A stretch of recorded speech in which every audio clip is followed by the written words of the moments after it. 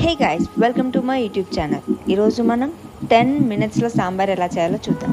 అరే ఇంత ఈజీ ఆ సాంబార్ అని అంటారు, ఎంతో టేస్టీగా కూడా ఉంటుంది. సో ఎలా చేయాలో చూద్దామా. ముందుగా కుక్కర్లో ఒక కప్ పప్పు తీసుకొని అది కడిగి అందులో టొమాటో, వెల్లుల్లి, పసుపు, కారం, జీలకర్ర, చింతపండు, వాటర్ వేసుకొని కొంచెం ఆయిల్ కూడా వేసుకోవాలి.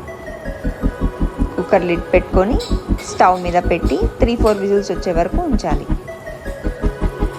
ఇది అలా అవుతుండగా మనం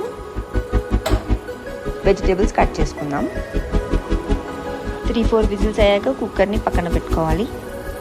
ఆ కుక్కర్ విజిల్ పోయే వరకు మనం ఒక గిన్నెలో ఆయిల్ పోసుకొని జీలకర్ర, ఆవాలు, వెల్లుల్లి, ఎండుమిర్చి, కరివేపాకు వేసుకొని కలుపుకోవాలి. అది అయ్యాక కుక్కర్ విజిల్ మొత్తం పోయాక ఉప్పు వేసుకొని పప్పు గుత్తుని రుబ్బుకోవాలి.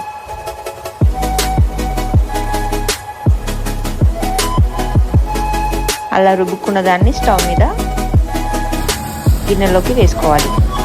మనం ఇందాక కట్ చేసుకున్న వెజిటేబుల్స్ అన్నీ ఆ కుక్కర్లో వేసుకోవాలి. నేను ఇక్కడ దోసకాయ, ఆనియన్స్, ఇవి సాంబార్ ఆనియన్స్, ఇది వేస్తే కొంచెం టేస్టీగా ఉంటుంది.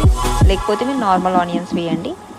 ములక్కాడ, కొంచెం వాటర్ వేసి ఒక విజిల్ వచ్చే వరకు స్టవ్ మీద పెట్టండి.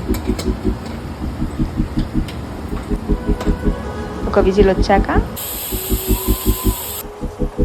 ఆ విజిల్ అంతా పోయాక అది మళ్ళీ స్టవ్ మీద ఉన్న గిన్నెలో వేసుకోవాలి.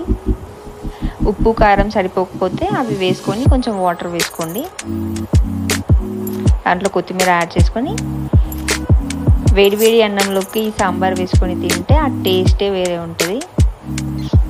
సో ఇంత టేస్టీ సాంబార్ రెసిపీని ట్రై చేయండి. ఇలాంటి వీడియోస్ చూడాలంటే నా ఛానల్కి సబ్స్క్రైబ్ చేసుకోవడం మర్చిపోకండి.